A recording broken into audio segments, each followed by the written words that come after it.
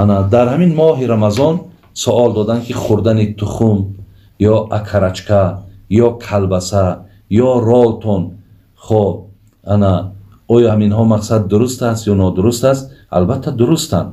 هر چیزی که اگر حلال باشد یگان باکی ندارد، اینها را خوردنشان البته به البته جایز و درست است.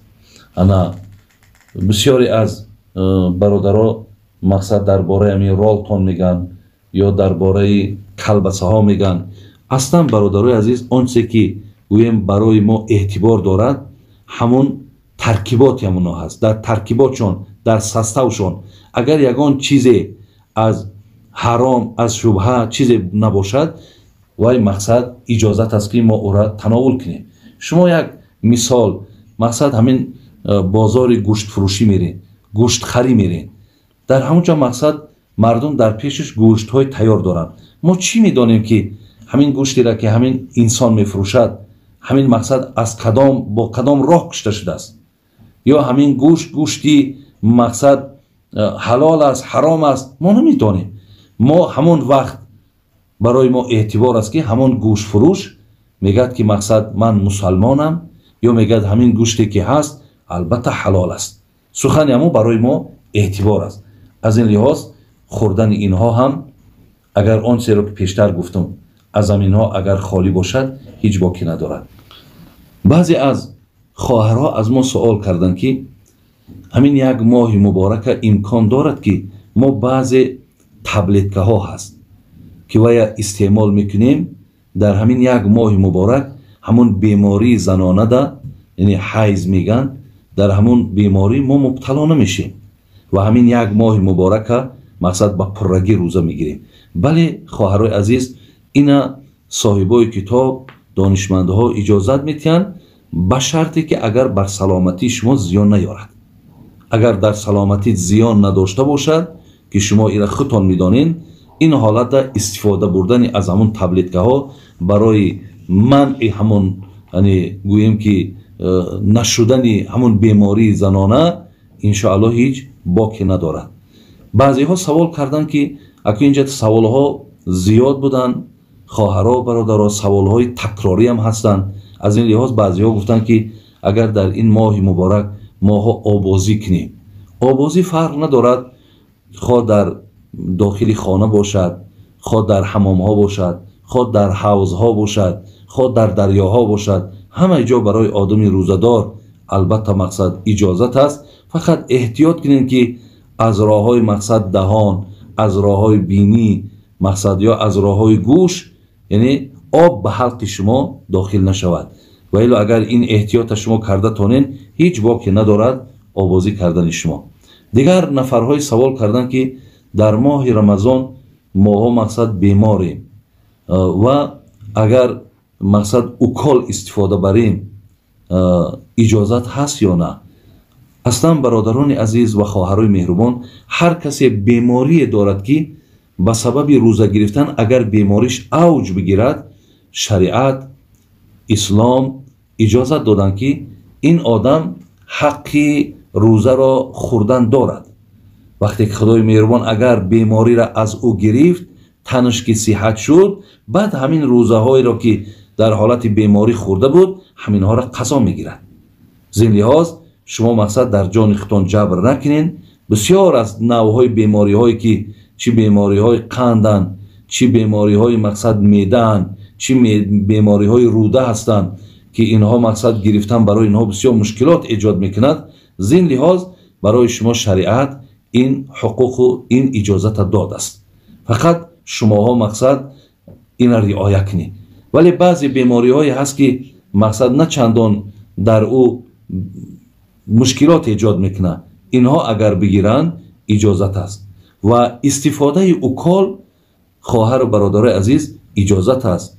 این اوکال خود در موشک باشد، خود در پوست باشد، خود در گوشت باشد، حتی در همین وین هم که باشد، فقط احتیاط از همون اوکال هایی که قوت دهندن، مقصد در ارگانیسم آدم وقتی قوت میبخشد، مثل همین گلوکوزواری، از همینش احتیاط کنین. دیگر هر اوکالی که شما مثال میگذرانین خواه برای طبابت دنداناتان باشد، خواه برای مثال پس کردن تب باشد، یا برای مثال پایان بردن فشار خون باشد، هر اوکالهایی که باشد فقط قوت دهنده نباشند هیچی باقی ندارد.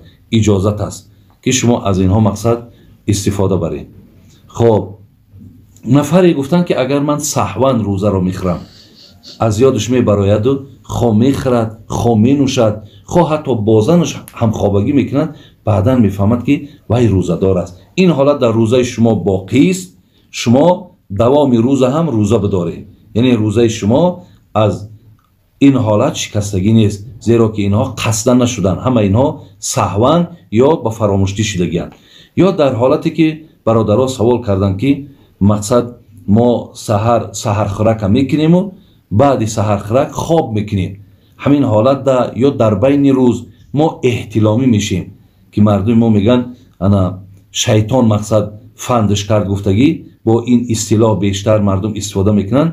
وقتی خواستین این حالت هم که باشد برادرها و خواهرای عزیز، روزه شما باقی هست، شما رفته غسل جنابت تو نکنین، این بر روزه شما یگان زیان ندارد.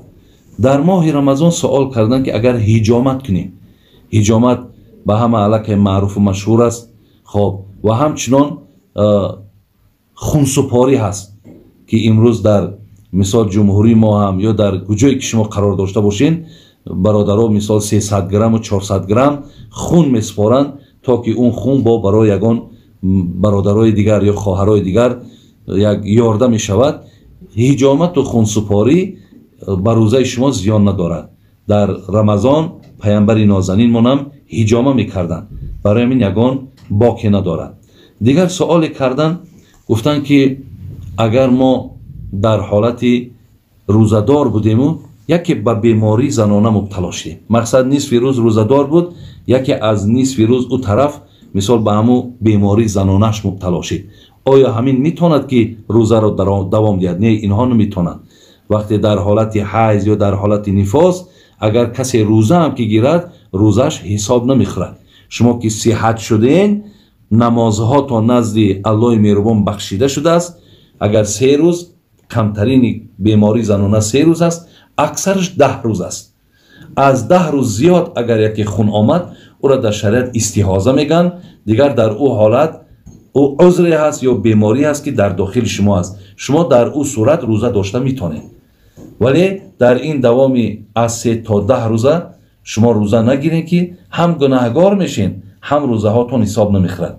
ولی بعد صحت شدن شما این روزه ها را در غیر ماه رمضان قضا میدارین، ولی نمازهاتون از گردنتون ساقط است.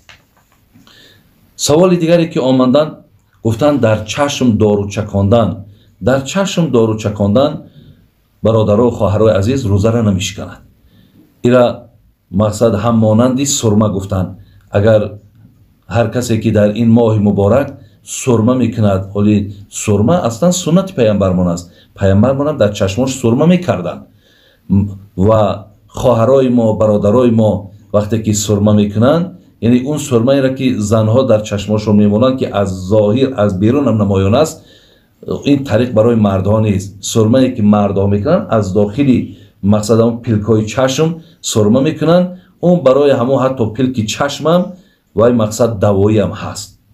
از این لحاظ یعنی انا هر کسی که دارو میچکاند میگد مثل همون است. حتی اگر همون سرمایی که ما در درون چشم میمالیمش، حتی دهن مونه اگر رنگش به دهن مونم که بیاید وای روزه ما را نمیشکنن. ان همین چشمم به مثال همین است. گوشم برادرای از نظر علم آناتومیا امروز اثبات شدگی است که اگر همین پرده گوش کفیدگی نباشد، همون دارویی که در گوش میچکانند وای هم روزه را نمیشکنند.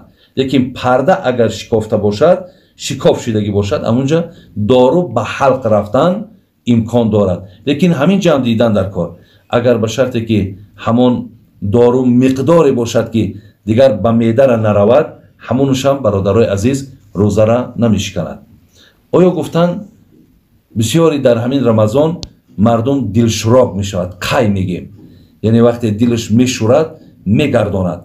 اگر همینجا از پیش خود گردانید، یعنی آنقدر پرتاف که دهنش پر شد یا از او بیشتر پرتافت، از مثال خودش مجبور نکرده باشد، روزش نمیشکند، لیکن خودش مجبور کرده و خوردگیش اگر پس بگرداند اینجا روزش میشکند.